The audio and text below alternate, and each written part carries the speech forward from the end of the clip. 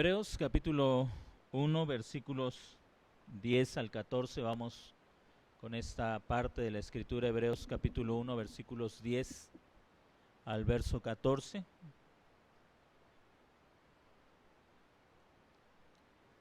Vamos a concluir con este primer párrafo donde el apóstol Pablo introduce la superioridad de Jesucristo, haciendo un contraste con los ángeles que fueron mediadores del antiguo pacto.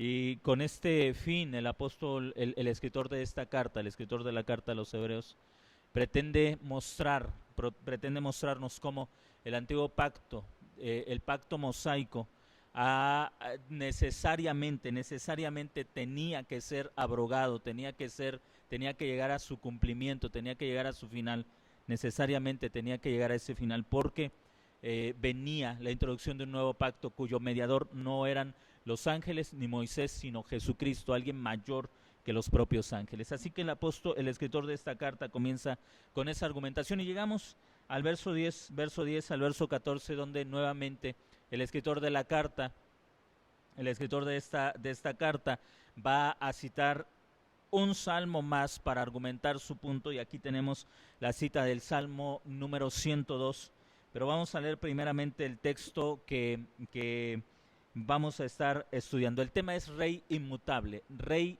inmutable, Rey inmutable. Vamos al texto. Tú, oh Señor, en el principio fundaste la tierra y los cielos son obra de tus manos. Ellos perecerán, pero tú permaneces, y todos ellos se envejecerán como una vestidura, y como un vestido los envolverás y serán mudados, pero tú eres el mismo y tus años no acabarán. Pues, ¿a cuál de los ángeles dijo Dios jamás: siéntate a mi diestra hasta que ponga a tus enemigos por estrado de tus pies? ¿No son todos espíritus ministradores enviados para servicio a favor de los que serán herederos de la salvación? Bien, esta cita está tomada, le repito, del Salmo número 102, y la primera parte, la primera cita: y tú, oh Señor, en el principio fundaste la tierra y los cielos son obra de tus manos. Ellos perecerán, mas tú permaneces, y todos ellos envejecerán como una vestidura. Esta primera cita, que concluye en el verso 12, hace referencia, y aquí es, hermanos, donde al leer esta cita algunas personas piensan que se está hablando del fin del mundo o del fin de la existencia de la tierra física, sobre todo por la lectura que tenemos en el verso 11, donde se señala que los cielos envejecerán como una vestidura, y como un vestido los envolverás y serán mudados.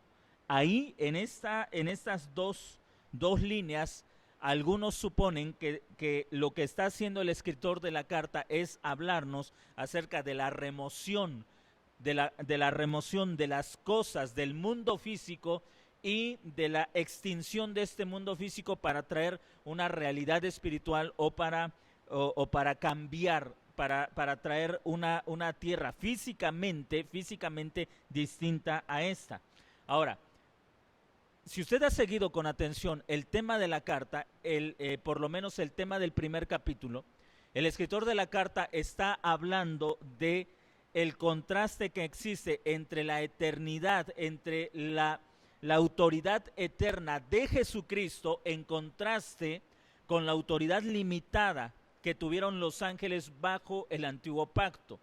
Lo que hace constantemente el escritor en este primer capítulo es decir, por ejemplo, que Dios jamás dijo a los ángeles: mi hijo eres tú, pero estoy leyendo el versículo 5, pero al hijo le dice: yo te engendré hoy, yo seré tu padre y tú serás mi hijo.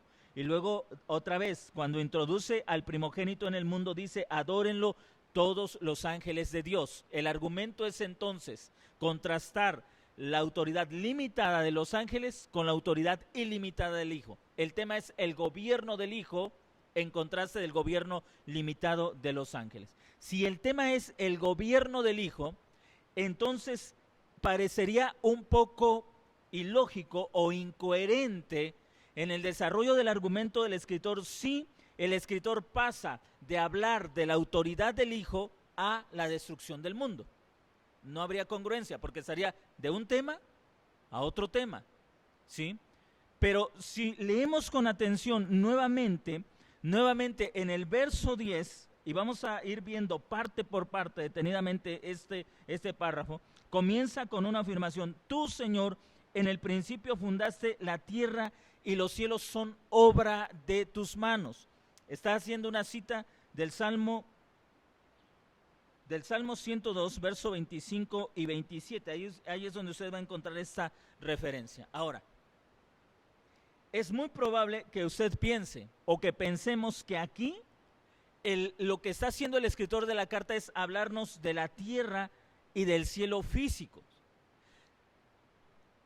Si usted ha leído los 5 libros que conocemos como la ley, el Pentateuco, o los libros de Moisés, Génesis, Éxodo, Levítico, Números, Deuteronomio, si usted ha leído estos libros, usted se va a dar cuenta cómo Moisés utiliza el argumento de la creación, Génesis capítulo 1, Génesis capítulo 2, el argumento de la creación física, para darle un sentido a la nación de Israel de lo que estaba pasando con el Éxodo y su posterior introducción a la tierra prometida.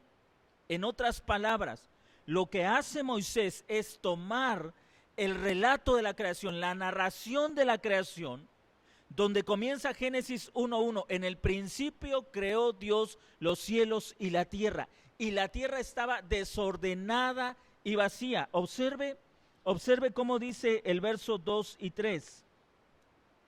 Génesis capítulo 1, versículo 2 y 3. Y la tierra estaba desordenada y vacía, y las tinieblas estaban sobre la faz del abismo, y el Espíritu de Dios se movía sobre la faz de las aguas. Y dijo Dios: sea la luz, y fue la luz. Y vio Dios que la luz era buena, y separó Dios la luz de las tinieblas. Y llamó Dios a la luz día, y a las tinieblas llamó noche, y fue la tarde y la mañana un día. Luego dijo Dios: haya expansión en medio de las aguas, y separe las aguas de las aguas. Tenemos el relato de la creación.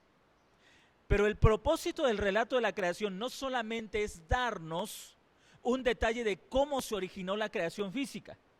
El propósito del relato, de la narración de la creación, era darle a la nación de Israel un sentido para su vida. En otras palabras, a través de Moisés, Dios le estaba diciendo a la nación de Israel: lo mismo que Dios hizo en la creación, lo va a hacer o lo está haciendo en lo que nosotros llamamos la nueva creación o la recreación de todas las cosas.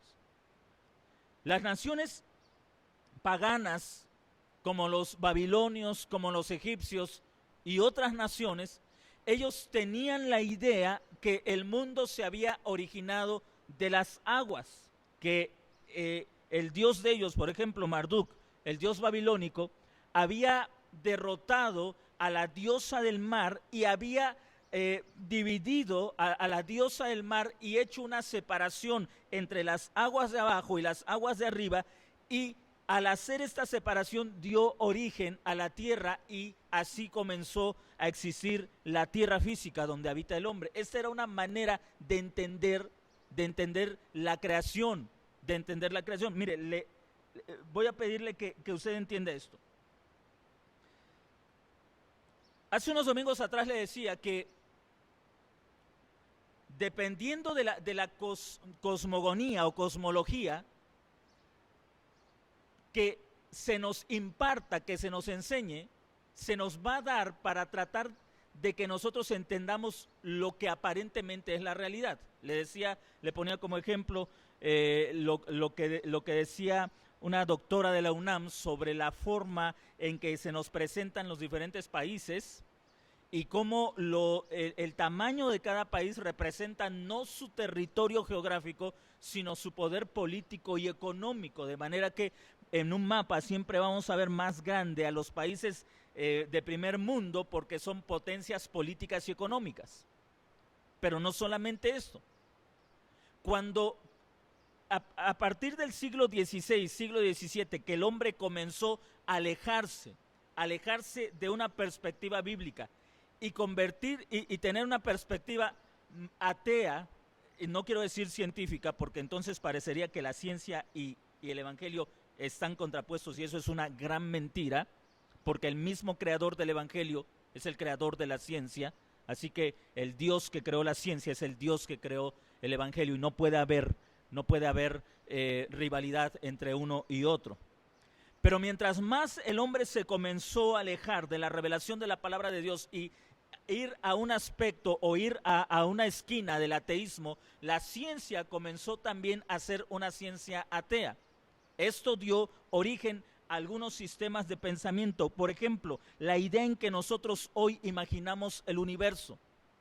La idea en que hoy nosotros imaginamos el universo tiene como propósito enseñarnos que este planeta no tiene ningún sentido.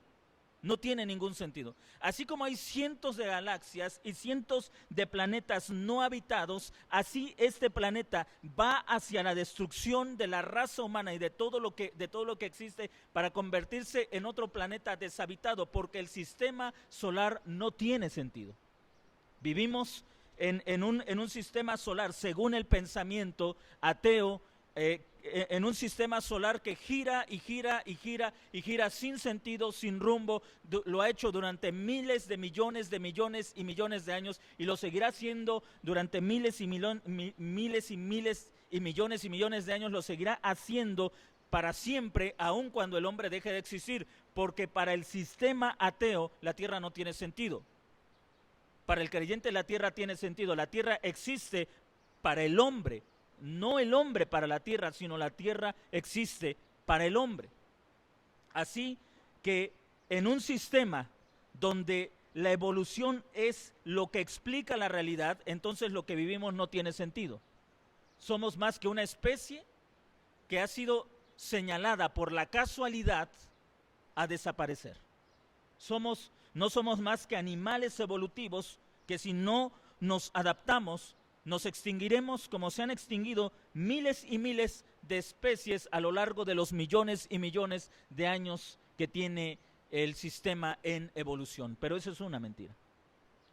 Lo que hace Moisés es tomar el registro bíblico de la creación física para darles una cosmovisión clara, para darles un entendimiento correcto de cómo interpretar la realidad. Así que, ¿por qué regreso a Génesis estando en Hebreos? Porque quiero que entienda que cuando Moisés habla de los cielos y de la tierra, no solamente está hablando en un aspecto físico, los cielos, la capa de ozono, la atmósfera y la tierra física, sino que está usando esos elementos de la creación visible para darles un pensamiento de lo que Dios estaba a punto de hacer. En otras palabras, la salida de Israel de la tierra de Egipto y su posterior introducción a la tierra prometida fue una recreación de los cielos y de la tierra. Compare usted Génesis con Éxodo. Génesis dice, la tierra estaba desordenada y vacía. Éxodo, Dios escuchó el clamor del pueblo que estaba en esclavitud, es decir, más adelante dice, los hallé en yermo de soledad, es decir, los hallé en la tierra desordenada y vacía de Egipto, sin propósito y sin vida.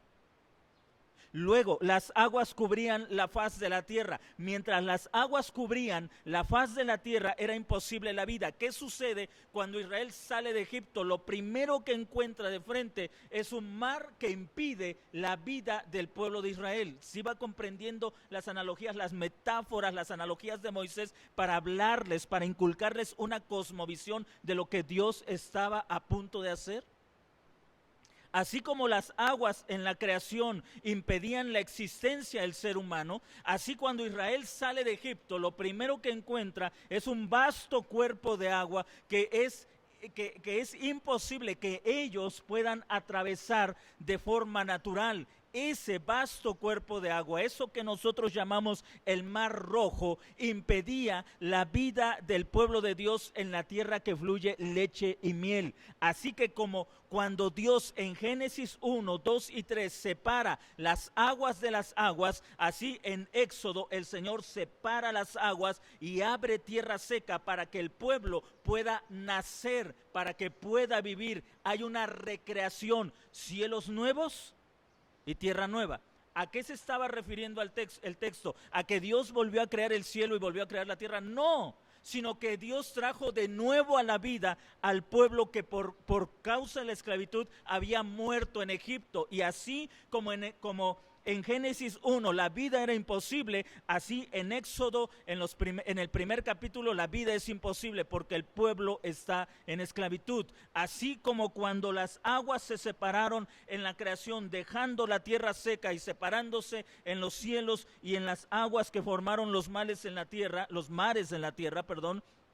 así en el Éxodo vemos que se separa el mar para que puedan pasar a la tierra que ellos habrían de heredar, que desde luego por su incredulidad no heredaron inmediatamente. Pero usted está viendo un patrón, hay una recreación, hay nuevos cielos y nueva tierra, se ha recreado el mundo. Y lo mismo, me fui muy adelante a Éxodo, pero el mismo patrón lo encuentra usted en Génesis capítulo 6, el diluvio. Otra vez encontramos a la tierra yerma, vacía, en un estado de soledad. La maldad del hombre ha crecido que se hace imposible la vida humana. La tierra estaba desordenada y vacía, y nuevamente las aguas la cubren, como si regresáramos a la creación antes de que todo fuera ordenado. Las aguas cubren aquella tierra, pero nuevamente se descubren para que nazca un nuevo pueblo, los descendientes de Noé. ¿Nota usted ese patrón que se va siguiendo?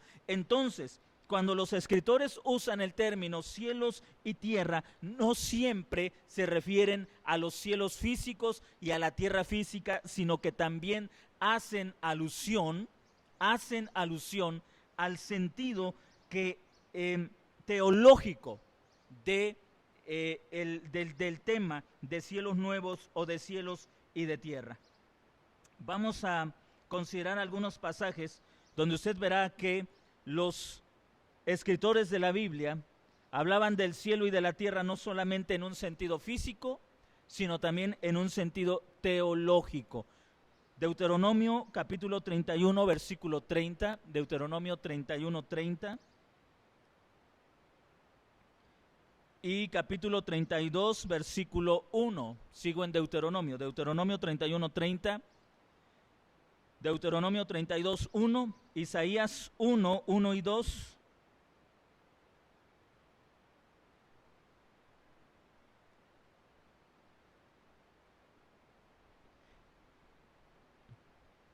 Perdón, Isaías 51, 14 y 16. Isaías 51, 14 y 16. Vamos con Deuteronomio 31, 30.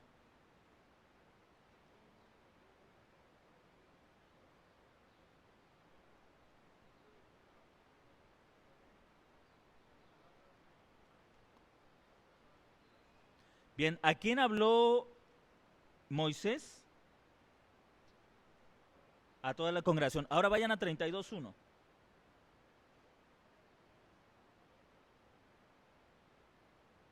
Muy bien.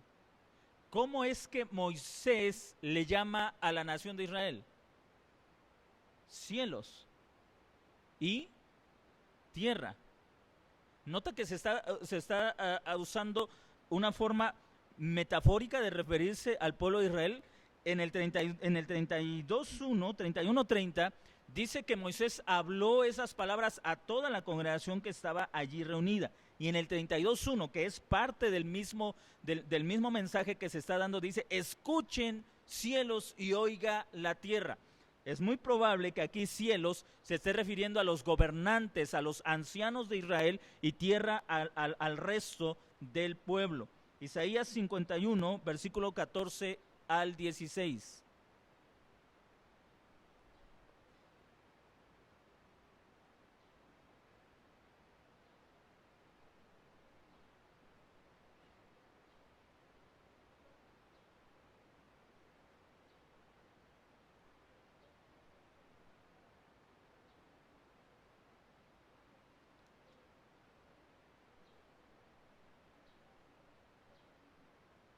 Ahora, déjeme hacerle una pregunta. ¿Cuándo, ahí en Isaías 51, 14 al 16, estamos practicando interpretación bíblica, ¿cuándo Dios extendió los cielos y afirmó la tierra? ¿Cuándo? En el principio, sí, en Génesis, pero ahí en Isaías 51, regresemos un poquito atrás. Otra vez, ¿pueden leer del verso 14 y 15?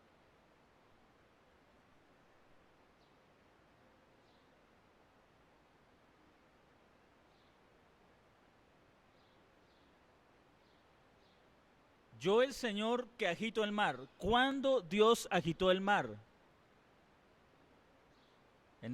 Exactamente, cuando abrió el mar rojo en dos. Ahora sigue adelante.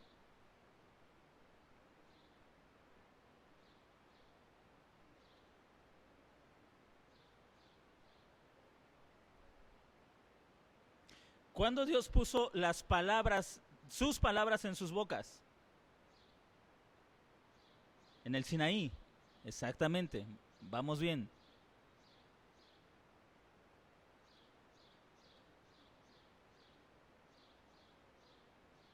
¿Cuándo extendió los cielos y echó los cimientos de la tierra? Cuando los sacó de Egipto. Cuando abrió el mar, cuando les dio la ley, cuando los cubrió el tabernáculo, los cubrió bajo sus alas, el tabernáculo ahí extendió los cielos y puso los cimientos de la tierra. ¿A qué se está refiriendo? ¿A que en ese momento se crearon nuevos cielos y nueva tierra? Literalmente no, a una recreación. Dios creó o trajo de nuevo el orden que el pecado había quitado. Entonces, lo que intento mostrarle es que los escritores bíblicos usan los términos cielo y tierra en un sentido mucho más allá que el sentido físico. Mucho más allá. Hay un sentido teológico, hay un sentido.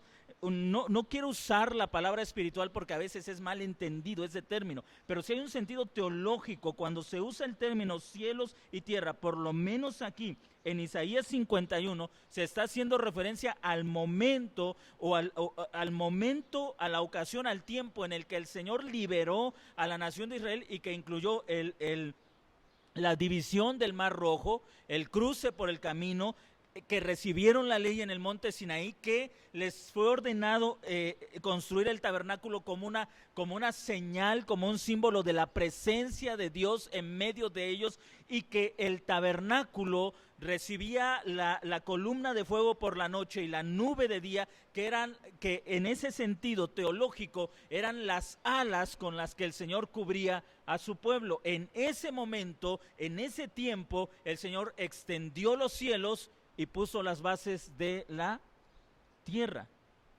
Puso las bases de la tierra. Y mire,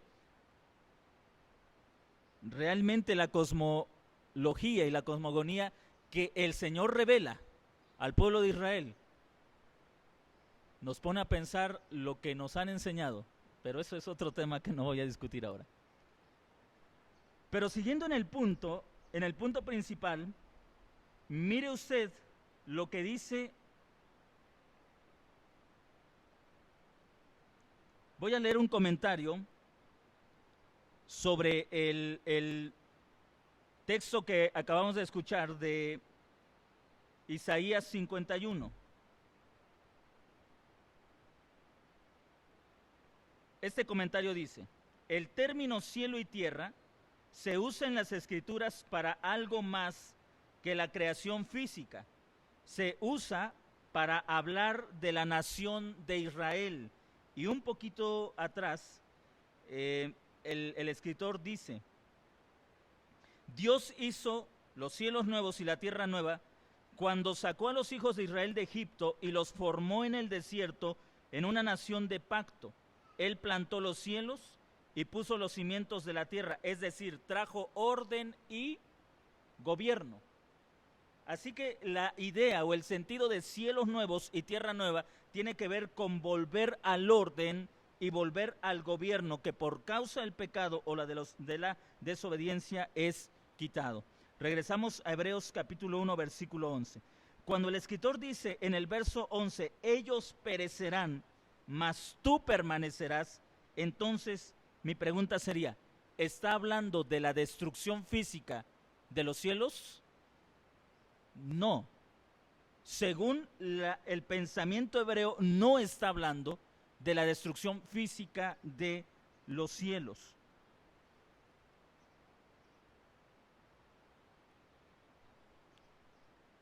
¿Vamos bien? ¿Tienen alguna pregunta?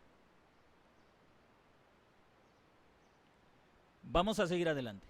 Observe, ¿alguien puede leer el verso 11? Hebreos 1:11.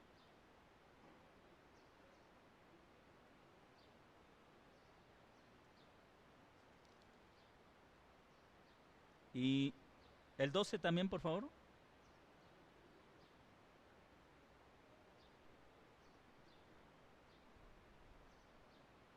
Y ahora, para ser más específicos, vaya conmigo ahí mismo, Hebreos capítulo 8, versículo 13, y segunda carta de Pedro, capítulo 3, versículo 10 al 12. Hebreos 8:13 y segunda carta de Pedro, capítulo 3, versículo 10 al 12. Hebreos 8:13.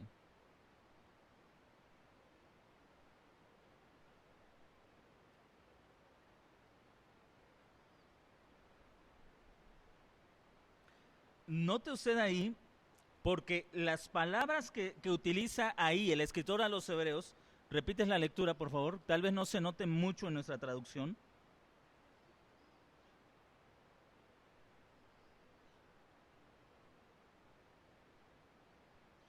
Lo que se da por viejo y envejece, note usted la relación de palabras. Ellos perecerán, mas tú permaneces. Todos ellos envejecerán. ¿Qué es lo que estaban esperando que envejecieran? Aquí, en la analogía, lo que se está esperando que envejezcan son los cielos. En nuestro tiempo pensamos en cuáles cielos.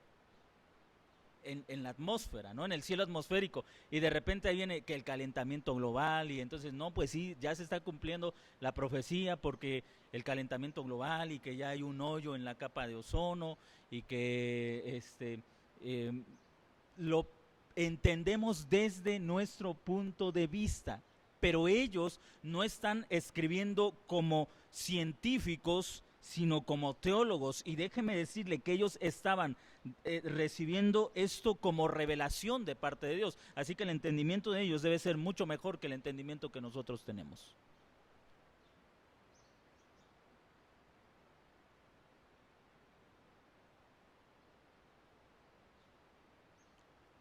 Ahí puedes leerlo.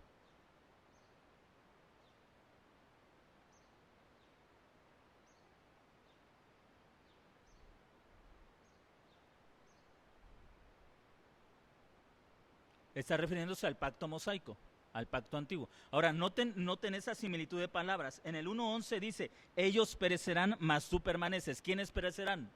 Los cielos, en esta analogía.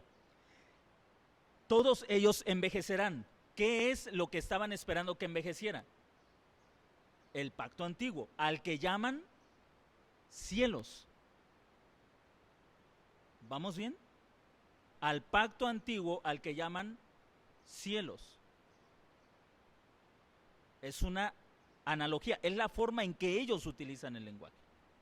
Ellos llaman al pacto antiguo los cielos. Ahora, usted tendría que empaparse mucho la cultura hebrea para ver la importancia de esto. Si regresamos a Génesis capítulo 1, dice la escritura que las lumbreras, la lumbrera mayor y la lumbrera menor y las estrellas fueron dadas como señales de los tiempos. El pacto antiguo estaba gobernado precisamente por la lumbrera menor. La fiesta de Pascua comenzaba a los 14 días de la luna llena. La fiesta de los la fiesta el día de expiación se celebraba en luna nueva. Es decir, todo el pacto antiguo estaba regido por los cielos, y esto hace una alusión, gobernaba los tiempos. No sé si me estén entendiendo. ¿Por qué ahora, hermanos, no nos regimos por el pacto antiguo y por qué ya no tiene tanta importancia para nosotros, como escribe el apóstol Pablo, las lunas nuevas, las lunas llenas? ¿Por qué ya no tiene tanta importancia? Porque el pacto antiguo ha caducado, ha terminado su propósito. Entonces, para ellos, cuando ellos hablaban de los cielos, el contenido no solamente era no solamente era un lenguaje de lo físico, sino era un lenguaje teológico, todo lo que representaba para ellos los cielos. Todo lo que representaba, no solamente ellos veían el cielo y no solamente veían estrellas, sino para ellos representaba el gobierno, las estaciones, los tiempos, las épocas, los meses, todo era gobernado por los cielos. Incluso si usted lee en el libro, en el Evangelio de Mateo, los sabios que venían de Oriente, ellos veían el movimiento de las estrellas y entendieron que un gran rey estaba por nacer, o que había nacido porque habían visto su estrella. ¿En dónde? Pues en los cielos. El contenido teológico entonces del término cielos está, hermanos, matizado por todo lo que nos revela el Antiguo Testamento. El término cielo no se refiere entonces solamente al aspecto físico, natural de nuestro cielo, sino a todo lo que representaba para la nación de Israel, todo lo que significaba para la nación de Israel. Los cielos, el ejército de los cielos, refiriéndose a las estrellas que representaban las mismas estrellas a los ángeles, es decir, era toda una cosmología muy completa que nosotros desconocemos. Por eso es que muchas veces cuando leemos textos como Hebreos 1:11, ellos envejecerán como una vestidura, desaparecerán, en lo primero que pensamos es en los cielos físicos y en la destrucción del mundo, en el fin del mundo, pero para ellos no venía nada de eso a la mente. Los cielos eran una época, un tiempo que estaba gobernado por el antiguo pacto. Note usted la similitud de Hebreos 8:13 con Hebreos 1:12, como un vestido los envolverás y serán mudados, pero tú eres el mismo. Ellos envejecerán y serán quitados. Iba a llegar el momento en que el antiguo pacto, al caducar, tenía que ser quitado. Los cielos del antiguo pacto, removido con todo su orden, removida con todo con toda su estructura, y la introducción de cielos nuevos y de tierra nueva. Déjeme decirle entre paréntesis, en ninguna parte de las Escrituras se predice la destrucción de esta tierra ni de estos cielos. En ninguna parte de las Escrituras. Segunda de Pedro, capítulo 3, versículo 10 al 12.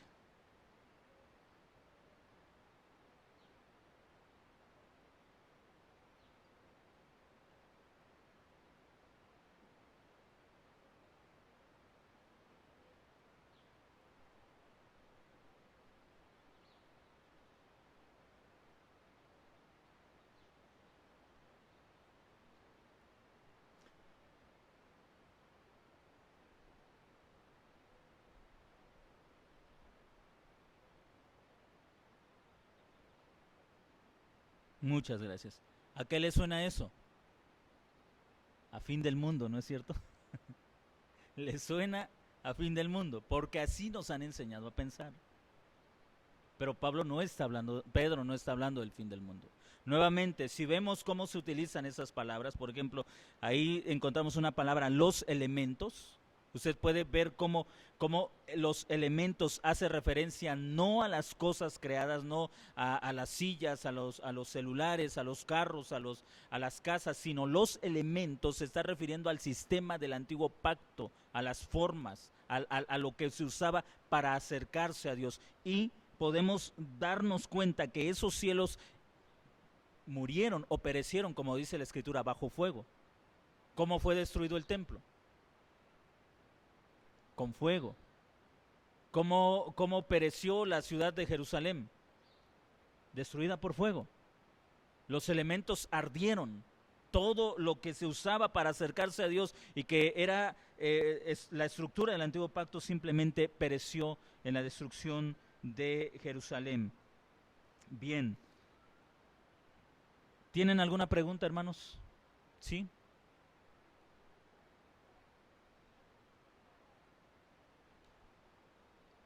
Así es.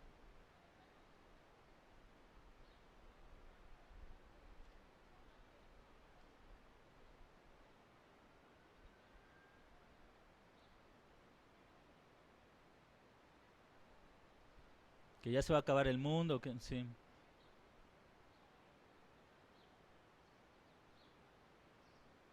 Así es.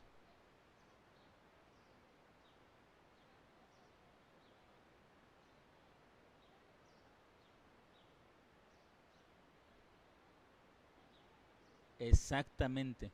Así es. Así es. Y precisamente ese es el lenguaje que usa el profeta Joel, que el sol se oscurecerá y la luna no brillará más. Es decir, no podrá gobernar más, no podrán más celebrar las fiestas. Y desde luego no se refería a la luna física, sino a la caída de todo el sistema. Una vez cayendo el templo, ¿cómo guardar las fiestas? Cómo celebrar el Sabbat, o cómo celebrar Pascua, o cómo celebrar la fiesta de los tabernáculos, los panes sin levadura. ¿Cómo? Si lo que le daba sentido a todo ese sistema litúrgico era el templo y el sacerdocio, pero una vez que el templo cae, los sacerdotes son asesinados ahí, traspasados a espada y simplemente borrados por completo. Ahora, ¿cómo iban a ser gobernados? Realmente el mundo para ellos se acabó.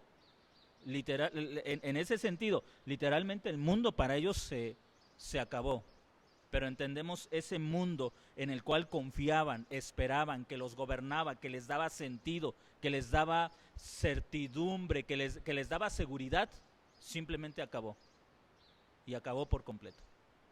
Por eso es que incluso ustedes se pueden dar cuenta que hasta hoy los judíos no le encuentran más sentido a su fe. Oran en una vieja muralla que ni siquiera forma parte del templo, lo que le llaman el muro de los lamentos. No hay sacerdocio, simplemente están, hay un rabino dice una cosa, otro rabino dice otra, otra escuela dice otra, están simplemente sin rumbo. Ya no tiene sentido su religión.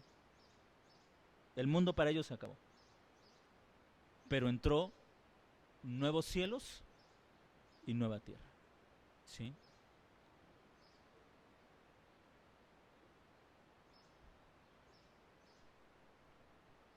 Lo que pasó.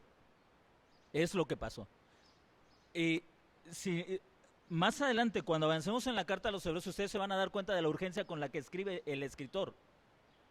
Él dice, por ejemplo, en uno de los pasajes que incluso a veces no le hacemos muy bien la exégesis, pero cuando lleguemos ahí la vamos a hacer con detalle para que entendamos algunas cosas. Observen, por ejemplo, Hebreos capítulo 10, versículo 37.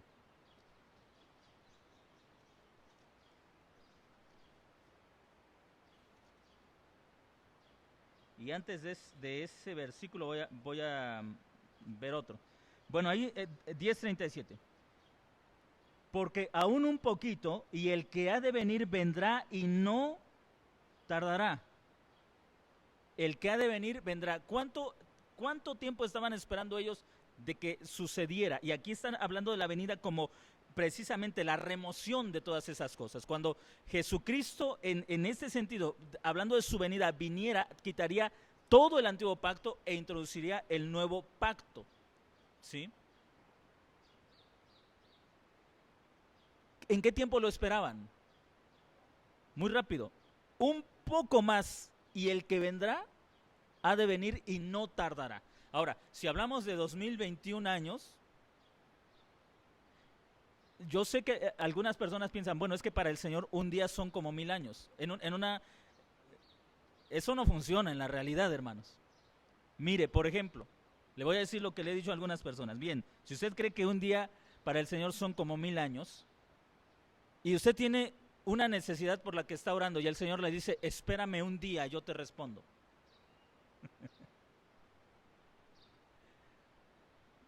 ¿Verdad que no funciona eso de que un día para el Señor son como 1000 años? El salmo al que está haciendo referencia el apóstol Pedro no está hablando de cómo Dios mide los tiempos. No es que un día para Él son 1000 años para nosotros en el sentido literal, sino que Él está hablando de la paciencia de Dios. ¿Sí? Cuando el escritor de la carta a los hebreos dice un poco más y el que vendrá ha de venir, es algo que ellos están esperando en su tiempo, en su momento, y no es la esperanza de que Él va a venir. Han pasado 2021 años, pero va a venir. Ellos tienen otro pensamiento. ¿Recuerdan? Me parece que ahí es también en Hebreos capítulo 10, cuando dice, no dejen de congregarse como algunos tienen por costumbre. Luego, cuanto más que el día se acerca. Así que la venida y el día del que hablan es el día de juicio o la destrucción del antiguo pacto, ¿sí? Que ellos esperaban en su tiempo y que llegó en el año 70. Si no me equivoco, parece que fue el 19 de julio del año 70 cuando el templo cayó. Lo esperaban y llegó. Es decir, apenas, si la carta a los hebreos es escrita por allá del año 60, 65, un poquito más, y el que vendrá ha de venir un poquito más. Si, como dicen algunos eruditos, la carta fue escrita en el año 65, así que entre unos 5 años después, todo lo que ellos esperaban se cumplió. ¿Sí? ¿Tienen alguna duda, hermanos? Yo sé que este tema de repente es complicado, sobre todo porque a mí personalmente me fascinan las películas de Armagedón y de todo eso, son bien entretenidas. Pero no hacen mi teología, lo que hace mi teología es la Biblia. ¿Sí?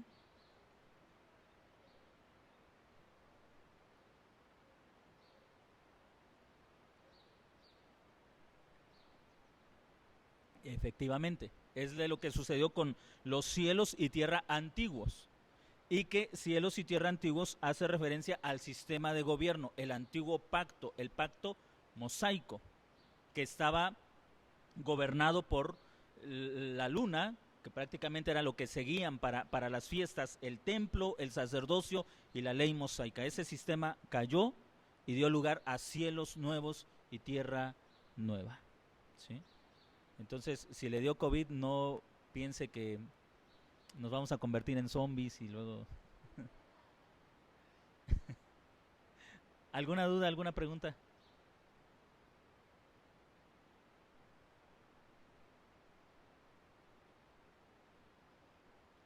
Bien. Ahora observe, y quiero concluir con esto. El mismo texto nos enseña que no se está hablando del fin del mundo, no se está hablando de la destrucción de la tierra, porque en el verso 11, donde se afirma, ellos perecerán, mas tú permaneces. Ahora, ¿cómo podría ser posible que el hijo de David ejerciera dominio sobre todas las naciones si éstas dejarán de existir? Si la promesa de Dios en el antiguo pacto fue que Dios sentaría al hijo de David en un trono que no tendría fin, en un reino sin límite, y que él ejercería dominio sobre todas las naciones de la tierra, ¿cómo podría cumplirse esta promesa si este mundo físico va a llegar a su final? Sería imposible. ¿Notan entonces que no se está hablando de la destrucción del mundo?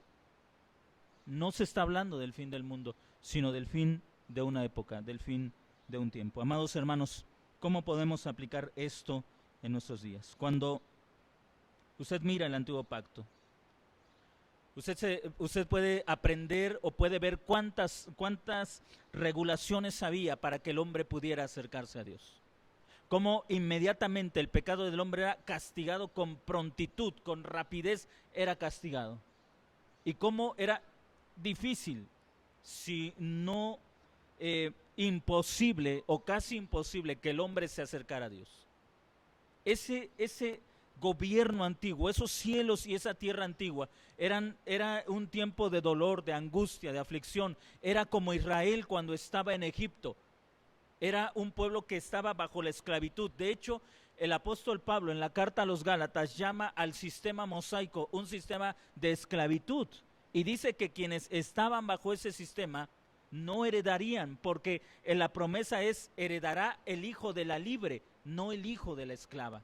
Así que los que estaban bajo la ley no podían recibir la herencia. ¿Y cuál es esa herencia? La gran promesa que Dios hizo a su pueblo es: yo seré tu Dios y tú serás mi pueblo.